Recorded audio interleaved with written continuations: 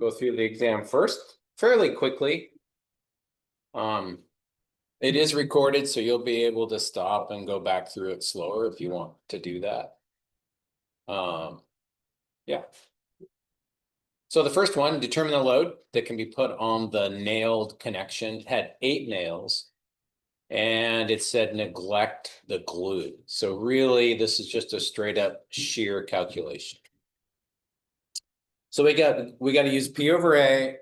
We need to start, and I think my quizzes are going to start to emphasize this, really using the correct symbology. So shear is this. It's not this, right? Tensile, compressive is this.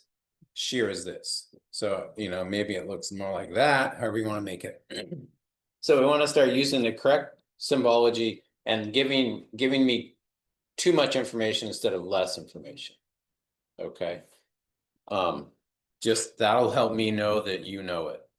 All right, so it's going to be P over A, and this is going to be the area of failure, right? So this is going to be 8 areas of the nail. The load's coming down. That load is in line with the nail area that's going to shear off. It's good. Okay. So then you just go down and you got to get your units correct for the darn metric system. So you really have to be careful with it. It's 210 e to the 9 newtons per meter squared if you get rid of the megapascals. So that needs to become pretty comfortable with you. There was a few mistakes here with actual numbers of digits. And then we need the area, and we need the number of nails. Okay. And I put the area in meters because I have meters here. So we have to get those units to match up. It was 5,277. And that's newtons. So 5.2 kilonewtons.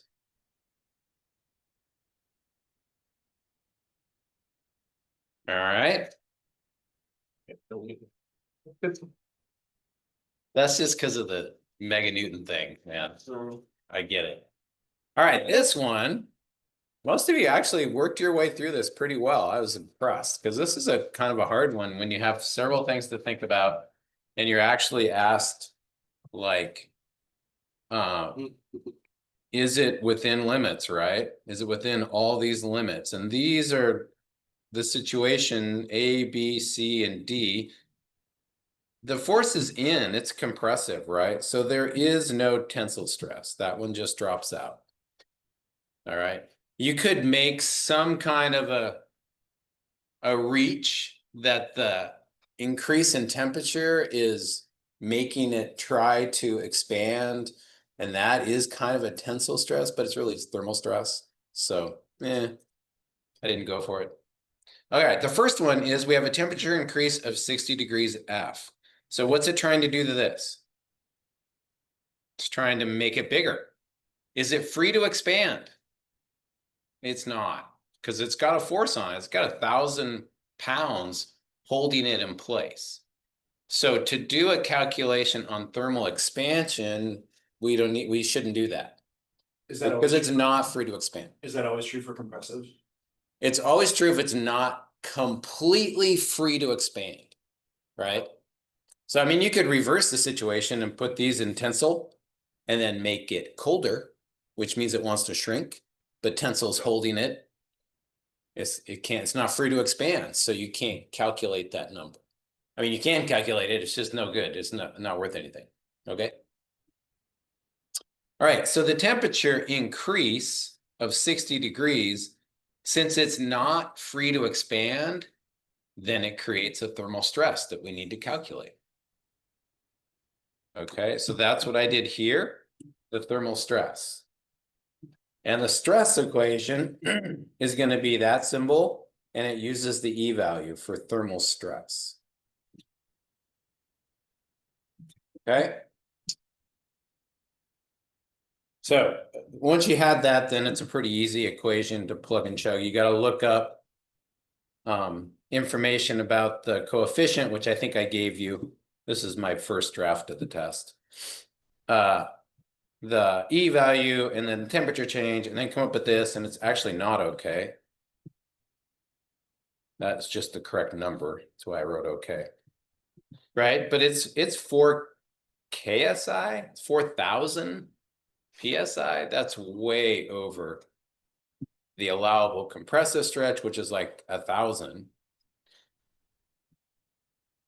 Which is really the only number you kind of had to go by, is those stress values in the book. So the thermal is a big problem. Next would be the deformation. And when you're given a deformation, then the only way to check it is to calculate the deformation. See, oh, how much is this thing changing in length or size? Based on this load is enough. So where did I do that? I did that down here based on the load, the length, the area. It's a 2x4, which means it's 1.5 by 3.5. 1.5 by 3.5, and then the E value. So this is the amount that it compresses due to that load, right? Changes. That's way under the 0.07. So it's good. Now, the thermal is also playing into this, right? Because we have a temperature increase. But since those two are working against each other, then it's probably going to end up just fine. But you could have done like the thermal elongation, although it's affected by this 1,000. Yeah. All right, and then the compressive stress was just P over A. That was that last one.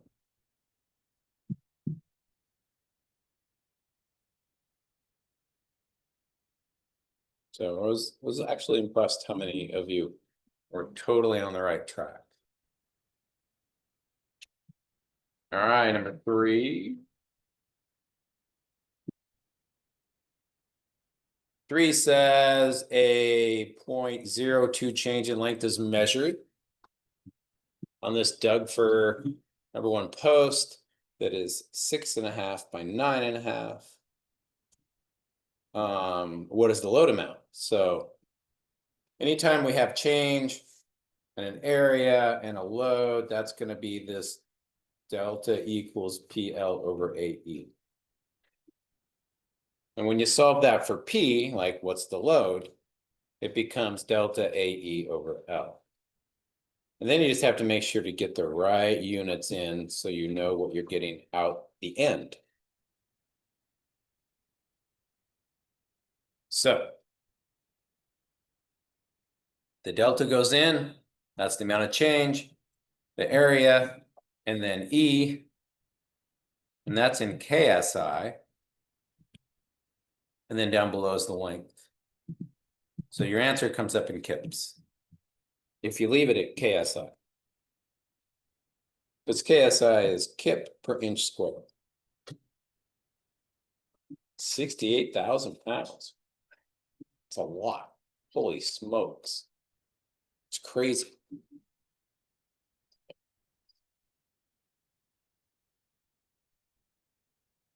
All right, number 4, calculate the total amount of axial change in the length of the system. That is the system, the steel and the aluminum and the bond material. Assume the glue holds, but ignore its change in length. So we're going to guess that the glue holds. So we need to calculate this, the steel, separately from the aluminum, and then add them up. So again, PL over AE, and you just have to use the material specific E value and the material specific length and area values. And the load travels all the way through the system. So anywhere along the system is 20,000 pounds. That's what it feels. If I was to chop it right here,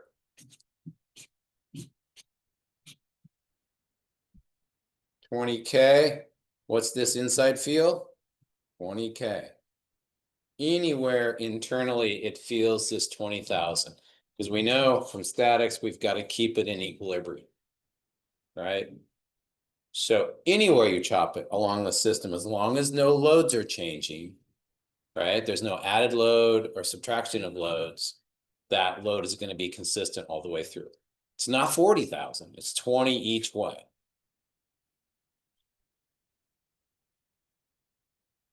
So for steel, I got a pretty small change, 0.00659.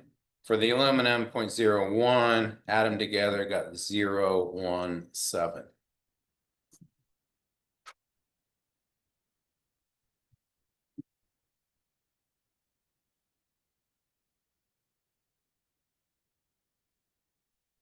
All right, next, I think was the glue analysis.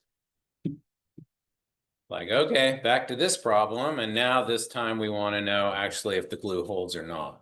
Determine if the bond material is safe using a factor of safety of 2.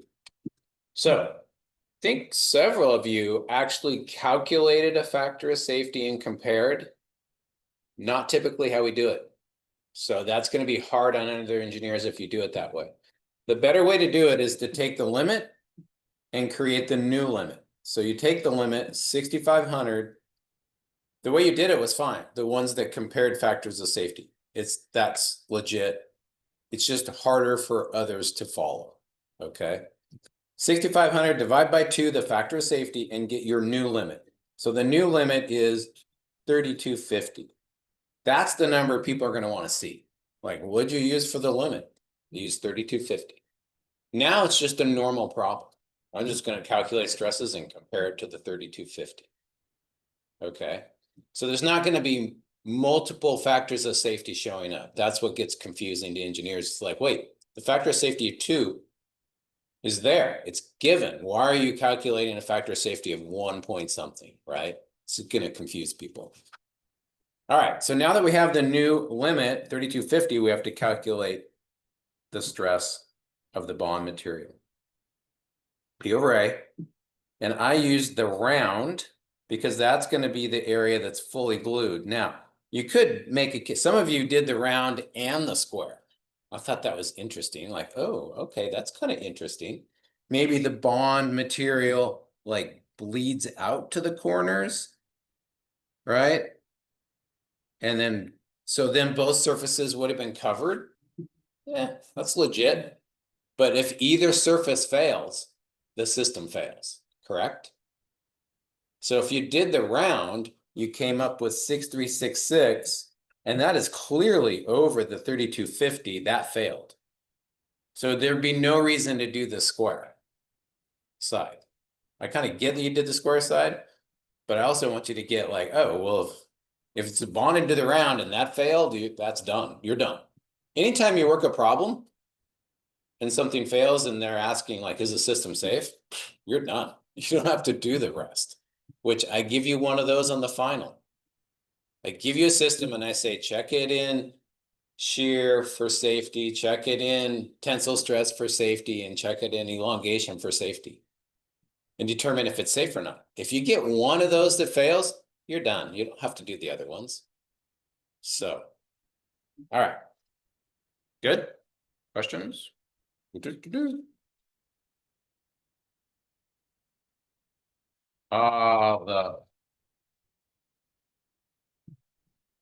bolted connection, 9 volts. The plates are A36 and the bolts are 7/8 diameter. So the A325 is 32,500 for the yield. So I should have put that on there. So if you just compared it to 36, that's fine too. But it's the same kind of symbology as A36. It's A325. We have 7/8 inch bolts. We have a 0.90 diameter hole. That was just distraction. I was just distracting you from the goal, which is my job, is to give you a lot of stuff and let you kind of fight your way through it. Determine if the system's going to yield or not based on tensile stress and shear stress. So that means you have to think about, oh, what's in tensile and what's in shear? What's in tensile? this plates. These plates out here are in tensile. The 12 by ½ inch things. They're being tried to just pull apart. And then what's in shear, of course, the bolts are in shear. Right? So the tensile is the load over the area. And that's 12 by half, 12 by half. And that is 20.83 kibs. KSI per inch squared. So 20 KSI is well under the 36 KSI for yield. So that one's good.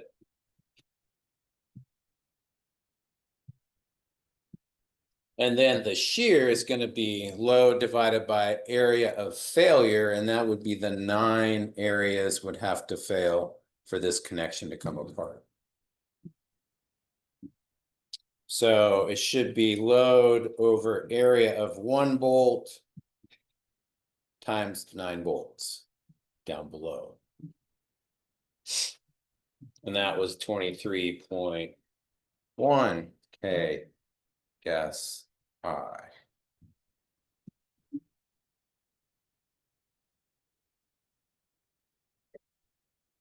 Again, well under the 32 or the 36. This is the number for the bolts.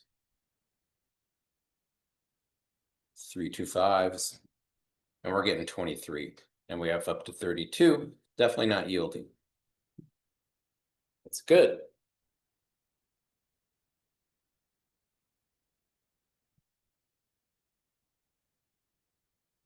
Question? It wouldn't be the circumference of the holes that has the shear. I mean, I No. didn't do that, but The bolts would shear off, right? So if those 2 plates separated, the holes are fine, right? The bolts shear off. Now there is something called bearing stress. So if the bolts hang on, and let's say this material was not a ½ inch, but it was like a 32nd of an inch, you know, like that thin, and you put this 125 K on there, it literally takes the holes and turns them elliptical. So that's called bearing. It bears, just crushes the material. But we haven't covered it. Yeah, you would definitely do that analysis on here, but with the ½ inch plate, sure, it's not going to fail in bearing. So, but that would be the way, that would be the thing you would think about with the holes. yeah, because I was like in between the two. Yeah. Kind of like, do I calculate the circumference and do that Yeah. area? Yeah. Yeah. All right, number 7.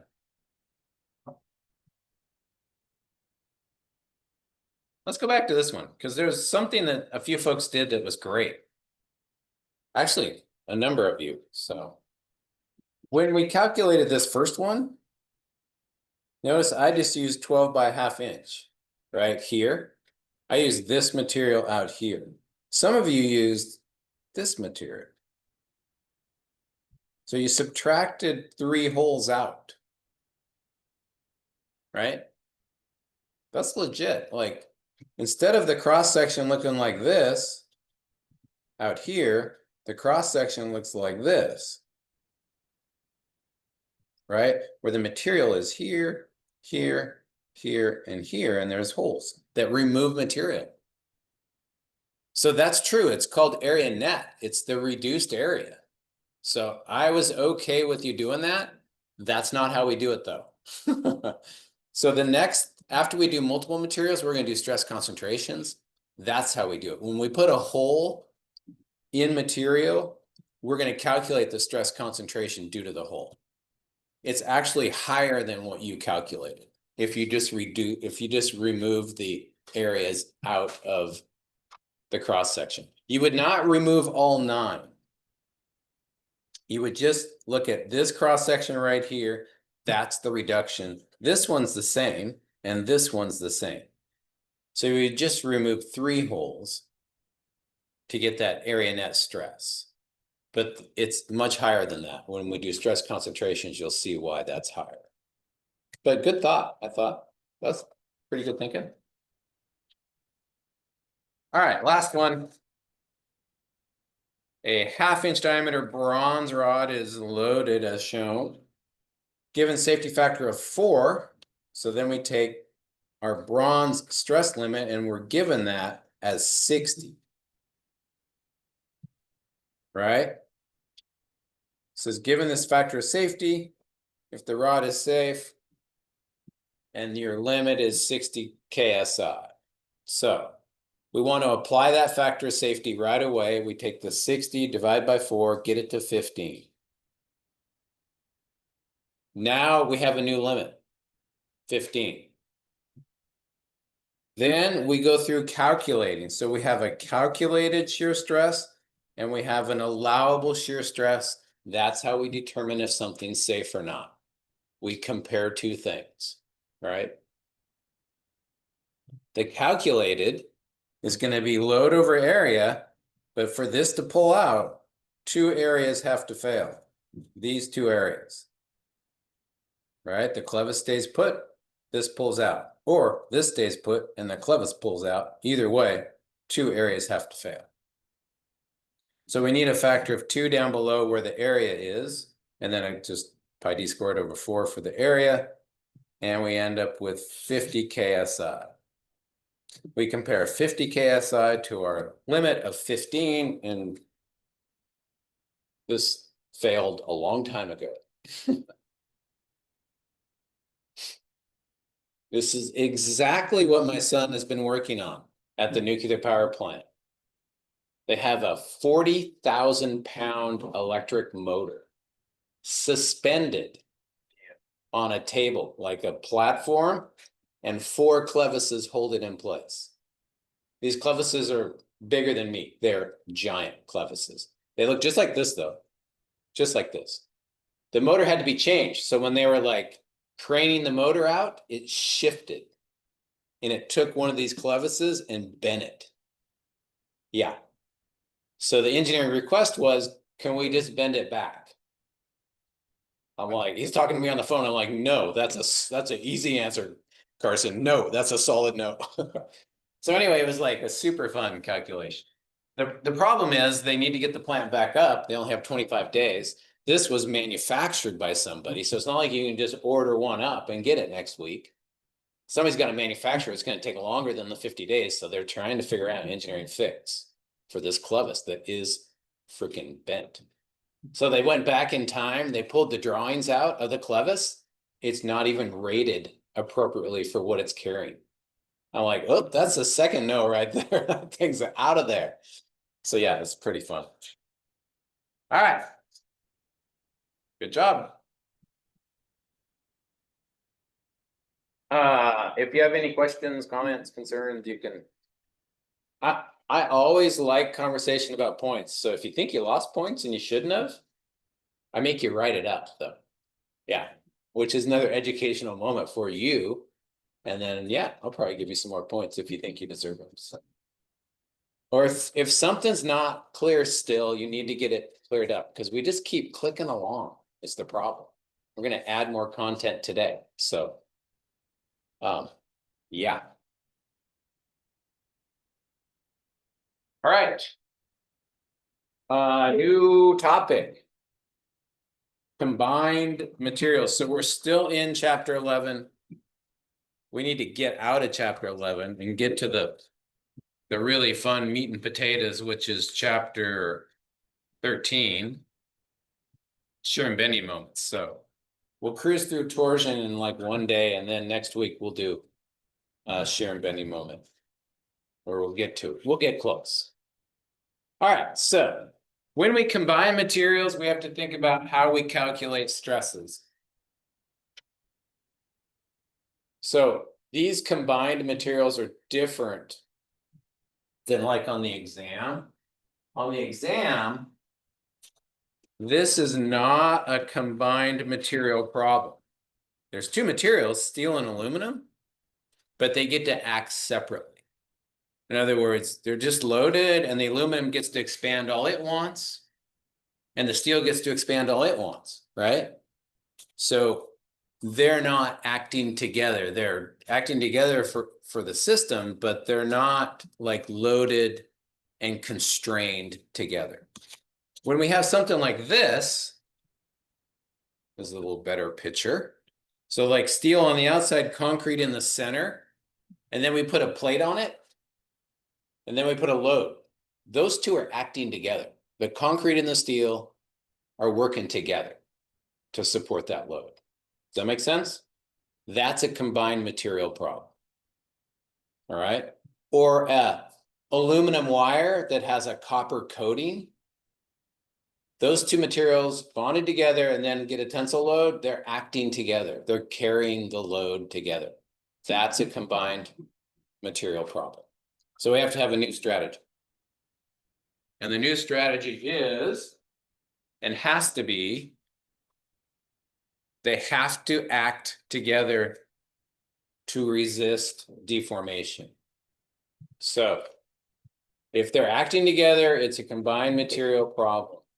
So again, I'm going to make this concrete. And this is going to be rebar inside, and there's 4 of them. So I'll let you draw it. Just a circle. I didn't draw all 4 rebars. It was going to get confusing.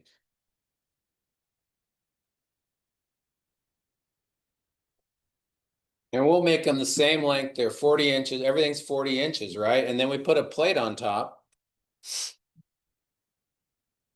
of some kind. And we load it. So when it deforms, the concrete deforms X amount and the steel deforms the same X amount. So the deformation of one material equals the deformation of the other. This is what has to be true for us to do this combined material calculation. This delta of A, delta of B, they have to equal each other. If it's not the same, then we don't do combined theory. Okay. So if this is true, as it changes in length, it squishes, the steel squishes the same amount as the concrete, then delta of A equals delta of B, and the strain of A equals the strain of B. Both of these are true, because strain is just delta over L, right? And the original length is 40 for both of them. So we can remember that strain is delta over L. This and this are the same for both, right? Because the delta is the same and the original length is the same.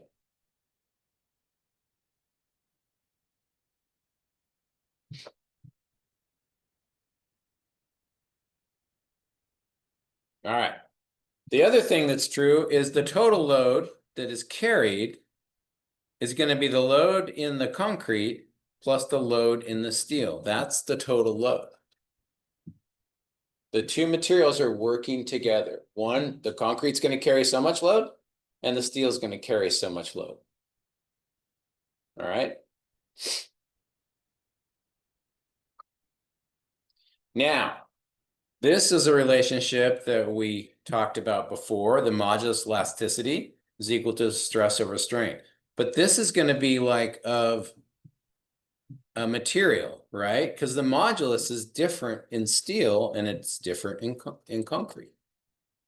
So our modulus is stress over strain, and all of these are specific to a material because E is a material property.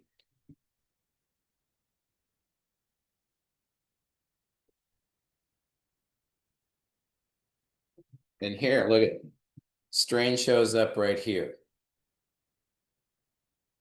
So I could rewrite this. What's strain equal to? Stress over E, right? These just switch. So I could write this, strain is equal to stress over E. So that's what that's equal to. And then this one would be stress over E. Those two have got to be equal to each other. I don't usually derive equations, but I derive this. This is what we're calling deriving. I'm starting to mix these up, right? And come up with a system to calculate the stress in one material and the stress in the other material when they're working together. Okay. This is E, modulus elasticity. So there's an A and B material. How do we know which one's which? I'll tell you. The higher modulus is A. So the E that is the highest, the greatest E between the two is equal to the A material.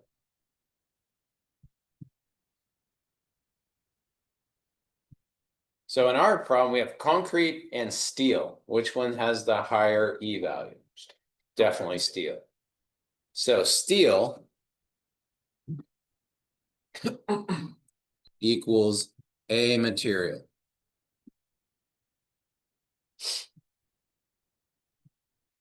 That means when you have a system and you're trying to like design it, you're trying to figure out like how much load can this thing carry, right? What's going to happen is the concrete is going to go to its stress max before the steel is, because the steel is stronger, right? Concrete's weaker. So that's going to help us in the future. All right, we're going to keep solving this. Let's see which way they solve it out. I think they solve it for A. Yeah. So now I'm going to just one more equation massage. I'm going to solve for the stress in one material, and that's going to be equal to the stress in the other material, and then EA over EB. So that's just algebra. I just moved this over to this side, and I put these two together, and I have the stress B. And the reason we do that is because they derive the next equation, and they use this EA over EB. They call it the modular, because it's modulus of elasticity. M-O-D-U-L-A-R. Modular ratio. So that's one of the first things we calculate. Once you know your two materials, you can get the modular ratio. Okay? But look, it's the stronger stress equals the weaker stress times the modulus ratio. So if we can get this, we have that. Because you know these two, when you know the two materials, you can just look it up, right? So to get the stress in one material, either one, we use this modular ratio. So if we want to know the greatest load, like, hey, I want to know the greatest load this thing can carry. What's P? Right? Well, I know P is inside the stress equation. What's stress equal to again? P over A, right? And can we calculate areas of things? Yeah, we have all that. So if I can get like one of these, then I can get load. I can get load in this, and I can get load in this. Okay. So that's the setup. They continue to simplify just because that's what we do as engineers. They work all the way down through the equations, and then they finally say, okay, if you have multiple materials, here's a couple equations you can use to calculate the load, right? Area of A, N is modular ratio. Stress in B plus area B, stress B, right? Or here. This one is very common, and I'll show you how it works. P equals stress in B, and I'll write it out.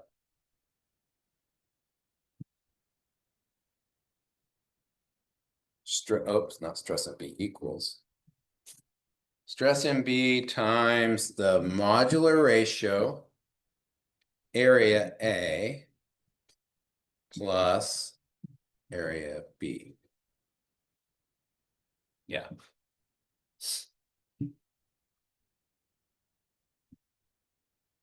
So this one uses the stress in B, and this is B is the weaker or the stronger? Weaker. It's definitely the weaker, right? A is the one with the highest modulus. It's the stronger material. B is the weaker. So in our case, B is concrete. Yep. What we do, if you want to know maximum load, is we maximize the weak material. We say, oh, we're just going to pop in the limit for concrete. What's the stress limit for concrete? It is, we'll use the weaker one, 3,000 PSI.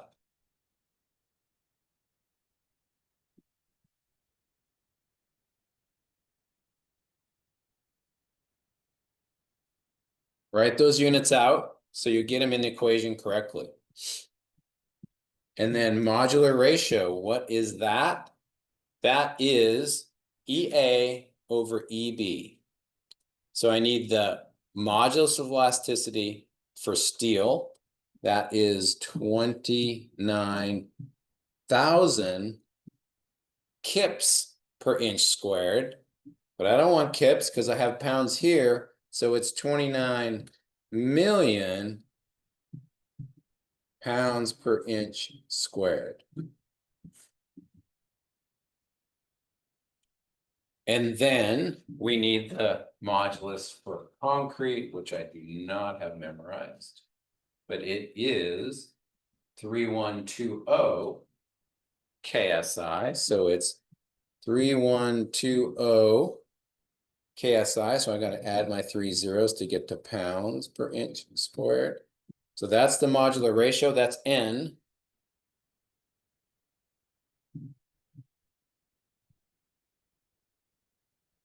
And then I need the area of A material, the steel, and then the area of B material.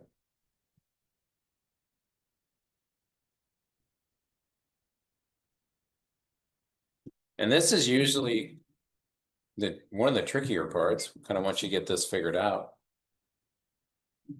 But area of the A material is the area of the rebar. We have 4 rebars, 1/2 inch in diameter. So I'm just going to write pi 0.5 inches squared over 4. And then there's 4 of them. So that is area of A. This is N, modular ratio. And now I just need to add to it area of B.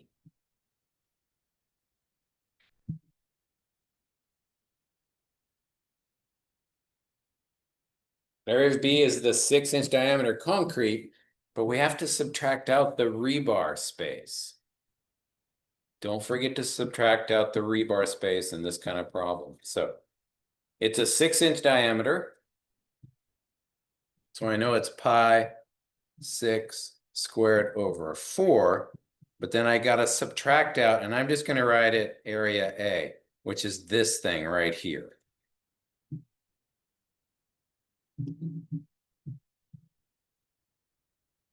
Area of the steel, that's this.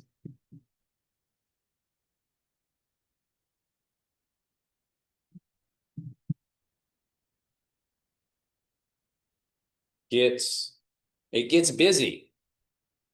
And the units can be a huge problem if you don't get them all to work correctly.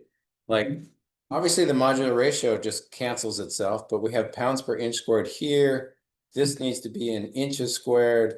This needs to be in inches squared, so we're left over with pounds. And then we have to run our calculator. This gets multiplied. This gets calculated and added to, and then it gets multiplied in the end. So just be careful with running the calculator.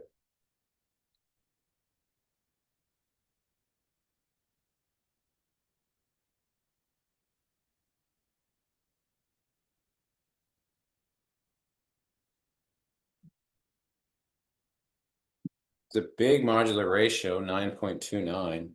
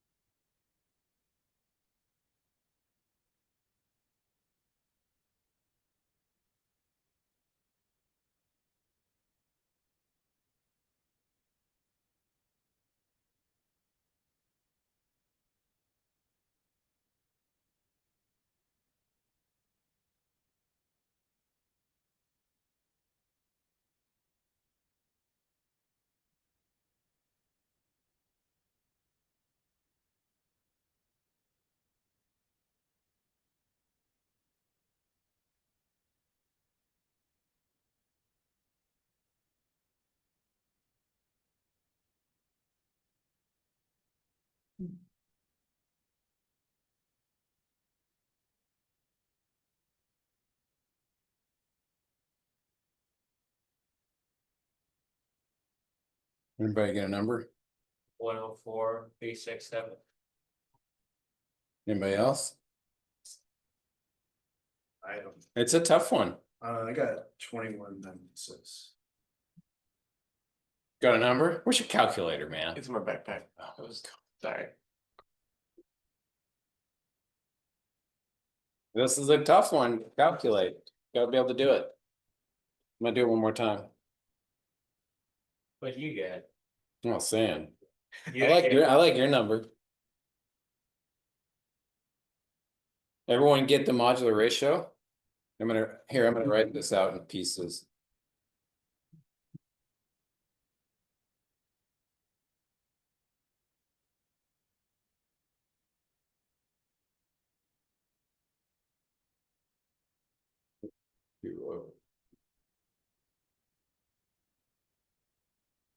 Five, so it's that, it's 9.2948.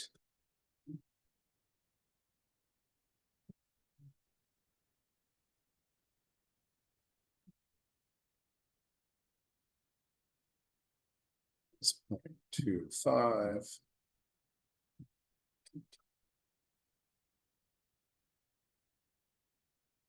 This whole statement.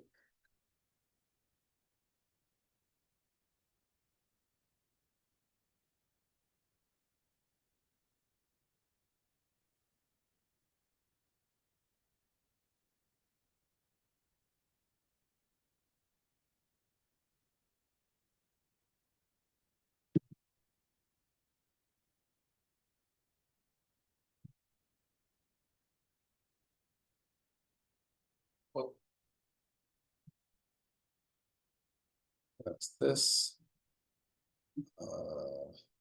That's this. That's this. That's this. We have 0.25. For this? Yeah, Are you doing 4 times? yeah, but the force cancel out. It should be 0.785. So shift. Yeah, that's what I got. Enter 0.5 squared. Now I got. Are you squaring the 0.5? Because I get 0.25. Pi times 0.5 squared. It. Pi times 0.5 squared divided by 4 times 4. 4 is canceled out, it's just pi times 0.5 Oh, squared. 0.785? Yeah. Yeah, that's Ah, right. that's it. And you got. How am I doing that? 367. That's, 104. 67. Okay. yeah. Yes. How is that happening? Just did it again. Weird. 0.5 squared. Oh, it's not automatically taking the pi. All right.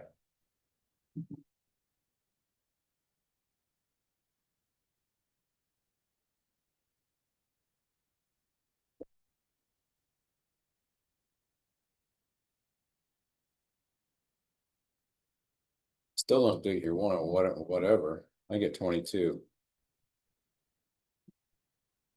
Would you? 104. Yeah, I guess. How am I getting 22? Did you times it by the 3,000? Because that's what I. Yeah, I Is that- did. Yeah, I got like 34 and then. split it by 0.785 times. When we type in that 143. 0.5 squared times 4 divided by 4, is it only divided by? Or- Yeah, I got it. I have the 47. Oh, so something.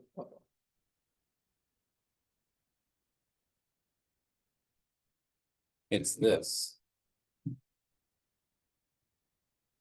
That's the problem.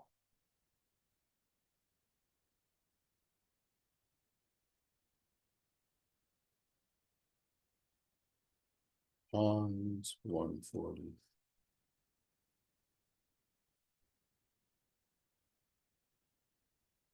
Loss. Times. All right, what's your number? 104.67.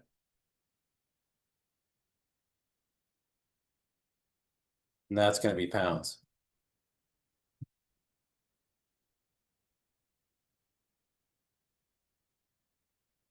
Good times. Yeah, so there's two versions of that equation.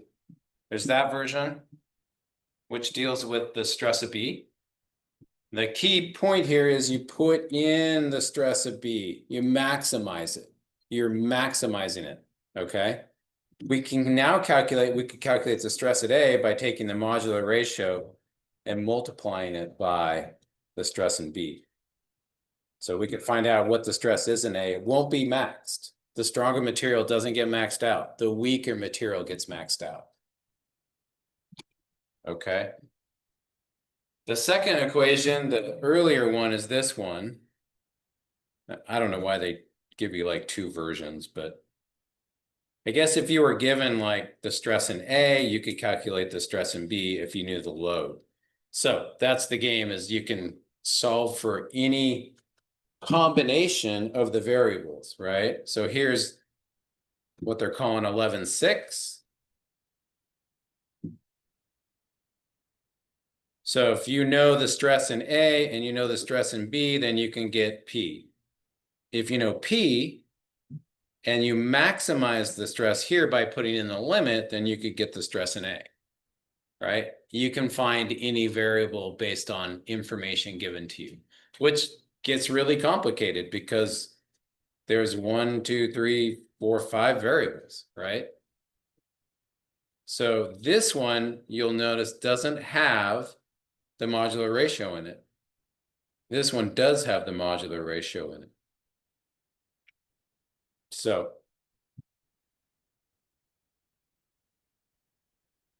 that's just the stress relationship and the modular ratio. So the three equations that they give you. So when you get the homework problem, you're gonna have to figure out, like, what do I know? And where does it plug in? Like, if they want to know P, then you have to, pick one of these equations based on what you know and plug the right materials in. The units are critical though. So you got to make sure that you're not putting in PSI and KSI, pounds and kips and inches and feet, right? All those units got to cross out appropriately, so. You have a couple homework problems. Go fight your way through it. Whoops, not my messages, calendar. It is 32 and 33. Chapter 11. 32 and 33. We're stylishly done on time.